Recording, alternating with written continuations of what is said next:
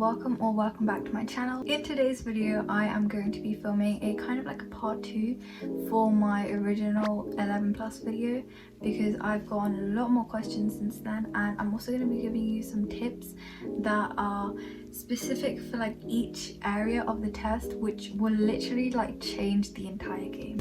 I forgot to mention what the 11 plus actually is for people that don't know, but basically it's a compulsory test that children do usually in September of year 6, hence the name 11 plus, because most children are 10 unless your birthday is in September.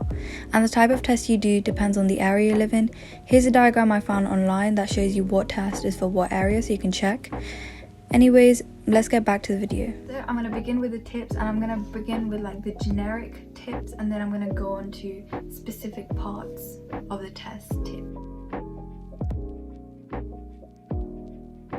Generic tips include: number 1, have something to look forward to.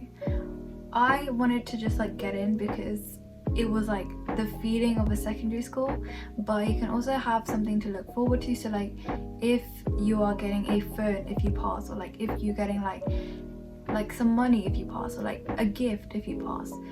And you can also have something to look forward to after each study session. So after you revise, you can have like a bit of a break with some TV. That could be your reward, so that's why you're looking forward to it.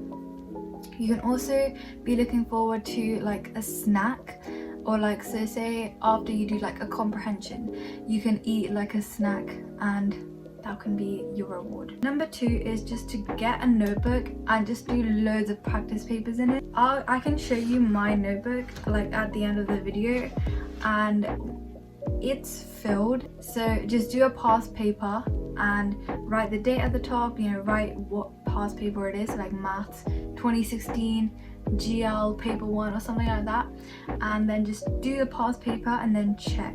Another generic tip is that this applies to like every exam, but especially for the 11 plus, when you're definitely like you're being timed quite strictly. So because you're being timed, the clock is always ticking. So remember, the clock is always ticking. So if you're stuck on a question, I think it would be a better choice to just leave it and then come back to it if you have time at the end. I know for CEM it's like 45 minutes and then there's a break and then it's another 45 minutes. I think the GL is 45 minutes altogether, but I'm not 100% sure since I didn't do a GL test. But for the sake of this video, I did take into account both of the specifications. Final tip that I'll give you guys is if you're on the GL specification, then there is a specification online that I found, which I'll link down below. I sadly couldn't find one for CEM, but if you can find one, then do the same thing. But basically just find like a specification. So what specification is just like the list of things that can pop up and things that you need to know. So I would recommend printing off a specification. So I found one for the GL exam and I'll link it down below, but basically just print it off. So there's one specification for maths and there's one for English for the GL. And for maths, just print that off because it's like bullet pointed, and then just highlight like after you do a worksheet on that like topic. So for example, value and place value, that's like the first thing on the list. So if you know how to do that, just highlight it, and don't just highlight it like subconsciously, like without doing anything. Search up place value worksheets, and if you find it easy, then just highlight it and then move on to the other things. Things like indices might be a bit hard for people that are in year 5 or year 6, I guess. So indices is something that you can set up. So just search up indices year 5 worksheet and then just do all of them. If you find it easy, then you know you can highlight it. If you don't, then you can highlight it in a different color, or just don't highlight it at all and then come back to it after you've done everything. Next, we're going to move on to specific tips for each section of the 11 plus. For verbal reasoning, or like the English section of the GL exam, I recommend just learning loads of prefixes and suffixes. Don't obviously someone can't memorize the entire dictionary and any word can come up. If you learn a lot of words, there might be a chance that one of them might come up, but the bigger probability is that there's a word that comes up and you don't know what it means. So that's why I recommend learning prefixes and suffixes. So for example, if it says, what is the definition of autocratic? And then let's say, for example, there's just like two options because I'm just telling you an example. So the first example is leadership run by several people, and the second answer is leadership run by one person. If you memorize the prefixes and suffixes, you would know that autocratic, if you break it down, auto means one, so it would obviously be the option with one person. If you were to go further and also learn like suffixes, you would also know that kratic means power in Greek. So I guess you could also learn word origins, but mostly just focus on prefixes and suffixes. Even if you don't know the word, you can break it down and still find out what it means, or like have a gist of what it means, and that will literally change your entire vocabulary game. Number 2 tip is for non-verbal reasoning, and that is to have a mental list of things to look for. I know that non-verbal reasoning was definitely not my favorite subject, and what I did to overcome that was, when I did the questions, I would have a mental list of what I needed to look for. So for example, it's all about patterns, right? So you have to look for whether the shape has changed, whether the color has changed, whether the angle has changed of where it's facing at, whether the direction has changed, whether it's moved to one place to another. You really have to figure out the pattern in order to solve the question. So when you do a past paper, just make a list of all the things that are changing. Write it down on a post-it note and then just memorize it, so when you're in the exam you can easily figure out what has changed from one to another. Number 3 is for maths, and honestly maths are just about practice, but when you mark a practice paper for maths, let's say you get a ratio question wrong, then just search up year 6 ratio questions, or like year 5 ratio questions if you want to make it a bit easier.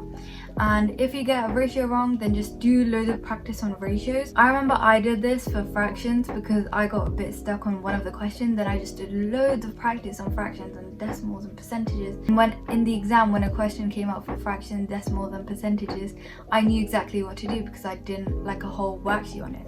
So that was it for the tips for now, and now I'm going to be answering some frequently asked questions that I got on my original video. The first question is, did you find revising for GL easier than CEM? I think I forgot to make this clear in my last video, but I didn't really revise for the GL exam. I did move from an area which did GL exams to an area which did CEM exams. But I mainly just revised for CM, so I don't really remember anything for the GL. What did you pack for your test? Well, I did the test through my primary school, so I didn't really pack anything. They just gave me 2 sharpened pencils and an eraser.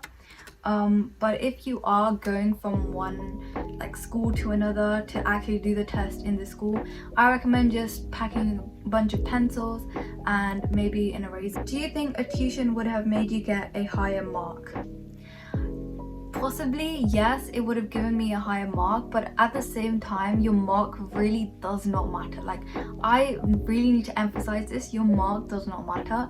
It's just whether you pass or not that gets you into a grammar school.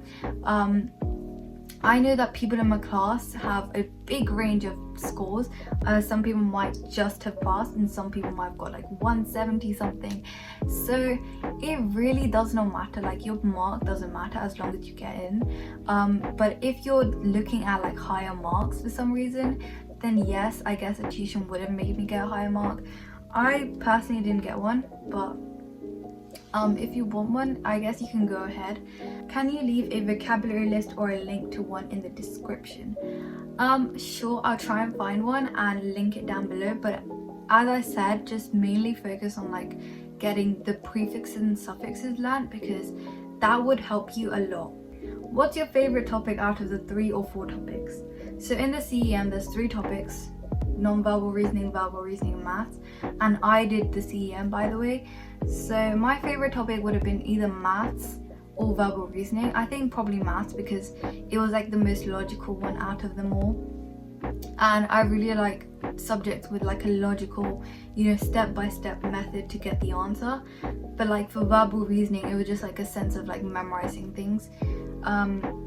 I guess you could like make flashcards for verbal reasoning, but honestly, like maths was probably my favorite. If you were to have any regrets while studying, what would it be? If I gotta be honest, I didn't really have any regrets because I feel like I just did everything in 1 month of August and I just crammed. Maybe I could have started earlier, but I just practiced for a month and I still passed. So that just goes to show you don't have to start from like year 3 or like year 2. Like you don't have to start preparing like ages ago, because I know people that started going to tuition and started buying books in like year 3 and they still didn't pass. How did you not get distracted? I didn't really have a phone back then, so I didn't get distracted at all. Like back then, like it was like 2016 and you would usually get a phone when you're like in year 7 maybe. I mean, I got my first phone in year 7, so I didn't really have a phone that I could get distracted by. I only watched TV in like the breaks that I had, plus like, yeah, I only watched TV like after I did a lot of work. Honestly, I didn't really get distracted a lot because I would just sit at my desk and I wouldn't use a lot of technology. If I had to, then I would use it just to like print books out or print resources out, but I didn't really use a lot of technology, which allowed me to stay focused. When did you start preparing? As I said, I started preparing in the summer holidays between year 5 to year 6, and I started preparing like a week after summer holidays had started, so like basically just the entire month of August in that time. Did you follow any type of a routine? If so, what is it? I didn't really have a routine, but this is literally what I did, so I'll go through it. So what I did was I would wake up at like 9-10ish because it was the summer holidays, so I did get my sleep. So I woke up at like 9-10ish and then I would just, you know, get changed, eat breakfast, brush my teeth, all of that, and then I would just sit on my desk. I would just sit on my desk and I would just do loads of past papers. And actually sometimes after breakfast I would watch a bit of TV if I didn't really want to do much, or like if it was like a Friday and I'd done a lot in the week. But usually I would just sit on my desk and just do loads of past papers and like practice, and like just literally 11 plus is just all about practice. I'm telling you now, it's just like if you practice then you'll pass. Like that's the main objective for most people. But yeah, I just practiced and like did loads of past papers until like my lunchtime, and then I would just eat lunch and then I would sit at my desk again and I would just practice until 4/5 p.m. and then I would just stop. Like I didn't want to overwork myself obviously, so I just did it in those 2 chunks every single day. And like after 4 p.m/5 p.m. I would just spend time with my family, you know, play with my brother, and that's pretty much it. It's good to have like a balance basically. Did the 11 plus help with your SATs? I guess like the vocabulary and like the suffixes and prefixes that I learned helped with like comprehension sometimes if I didn't know what a word meant. And like in the SPAG section of SATs it kind of also helped, and like the maths of the 11 plus helped with the maths of the SATs. But things like verbal reasoning, where you had to like figure out the alphabet and like work out what word it was, and like non-verbal reasoning, it didn't really help because like you wouldn't do that on SATs. Like SATs is very different to 11 plus. What was the hardest / most challenging thing that you had to learn? Out of all the sections, I think non-verbal reasoning was a bit of a struggle at the beginning, but that's why I focused a lot more on it. And eventually I actually, like in the exam, I only had like, I don't know how long you have for the non-verbal reasoning, but I had a lot of time left over because I finished early. Like I can tell you now that practice is the main tip that I'll give you, because I practiced so much for the non-verbal reasoning test that I literally had like extra time in the exam. So that's like my main tip. In terms of books, I bought all the bond books that you have. So here's my verbal reasoning, and I just did everything. Like as you can see, like everything just filled out. I bought all of these, and yeah, I highly recommend getting bond books because they explain you how to do things, and there's loads of questions. Like all of these I like filled in, as you can see. The CGP 11 plus past papers, because this contains like 2 full tests. You can also time yourself. I bought this one here. This is the one that I'm showing you, and I bought all the study books, and they're actually my attic. As you can see, I did all of these, and I got some of these wrong, for example like that one, and then I corrected myself, and then I wondered why it was correct. Just, you know, it's just trial and error, and if you get something wrong, then go back, look on it, like think about why it's wrong, and then figure out why it's the correct answer. So that was the CGP book. I recommend CGP and Bond as the main like textbooks, I guess. If you want some extra practice, I recommend getting like a specific maths book. So I got this like Key Stage 2 maths book, and I just did all of these, as you can see. If you have any questions, do tell me down below, and I'll try my best to reply to them. And all the resources that I used, I'll try and find some, and I'll link them down below. So I'll see you guys later. Bye.